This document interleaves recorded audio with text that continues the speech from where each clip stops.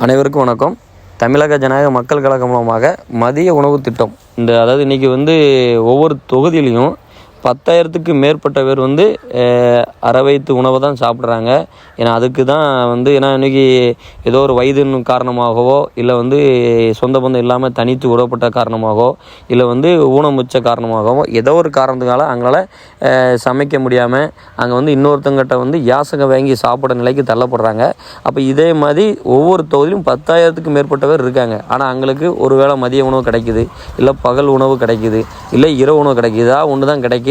மீதி பட்னியாக தான் இங்கே தொடர்ந்து இருக்காங்க. அப்போ இந்த திட்டத்தை நம்ம தமிழக ஜனநாயக மக்கள் கழகம் மூலமாக ஒவ்வொரு தொகுதியிலும் 10,000க்கு மேற்பட்ட நபர்களுக்கு உணவை வழங்க வேண்டும். அட்லீஸ்ட் நம்ம செய்கிற உதவி மூலமாக அவங்களுக்கு இன்னும் கொஞ்சம் அந்த ஹெல்ப்பாக இருக்கும் என்ற இதில் தான் தொடர்ந்து நிதியை வாங்கி நாங்கள் முடிஞ்ச அளவுக்கு பண்ணிகிட்ருக்கோம். அதனால் இந்த வீடியோ பார்க்குறவங்க முடிஞ்ச அளவுக்கு உங்களால் முடிஞ்ச உதவிகளை பண்ணுங்கள். நீங்கள் ஒரு ரூபா கொடுத்தாலும் சரி, 2 ரூபா கொடுத்தாலும் சரி, நீங்கள் ஒரு 5 ரூபா கொடுத்தாலும் சரி, இல்லை வெறும் நீங்கள் உங்களால் முடிஞ்ச எந்த ஒரு உதவி கொடுத்தாலும் இதன் மூலமாக ஒரு நபர் சாப்பிட்றதுக்கு அது பெரும் உதவியாக இருக்கும். என்ன காரணம் என்னென்னா இன்றைக்கி நம்ம 3 வேளை உணவு இருக்குது, நம்ம இன்றைக்கி நார்மலான நிம்மதியான வாழ்க்கை வாழ்கிறோன்னு சந்தோஷப்படுறோம்.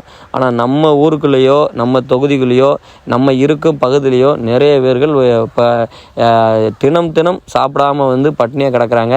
அதனால் அந்த நபர்களுக்கு நம்ம ஒரு உதவியாக இருக்கணும், நம்ம சக மனிதனை மதிக்கணும், சக மனிதனுக்கு உதவியாக இருக்கணும் என்ற நோக்கில் தான் எல்லாத்தையுமே இந்த விஷயங்களை நாங்கள் வீடியோவாக தெரியப்படுத்துகிறோம்.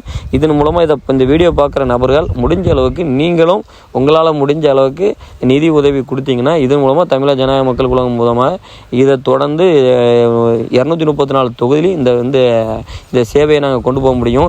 ஏன்னா இன்றைக்கி ஒரு சாப்பாடு கொடுக்கணுன்னா கட்டாயம் அதை சமைக்கணும், அடுத்து அதை கொண்டு போகணும், அடுத்து அங்கே அந்த மக்கள்கிட்ட போய் சரியாகவே சேர்க்கணும். இந்த 3 இது இருக்குது.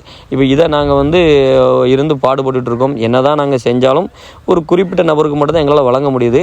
அப்போ இந்த வழங்குறத இன்னும் மேலே நம்ம நிறைய வழங்குறதுக்காக நீங்கள் முடிஞ்ச அளவுக்கு உங்களால் முடிஞ்ச நிதி உதவி தந்தீங்கன்னா இதை மேல்படி அடுத்தடுத்த படிகள் கொண்டு போக முடியும். அதனால் முடிஞ்ச அளவுக்கு தமிழக ஜனநாயக மக்கள் கழகத்துக்கு உங்களால் முடிஞ்ச நிதி உதவி கொடுத்து உங்கள் பகுதியில் உள்ளவங்களுக்கு சாப்பாடை நீங்கள் தொடர்ந்து வழங்குமாறு தாழ்மையுடன் கேட்டுக்கொள்கிறோம்.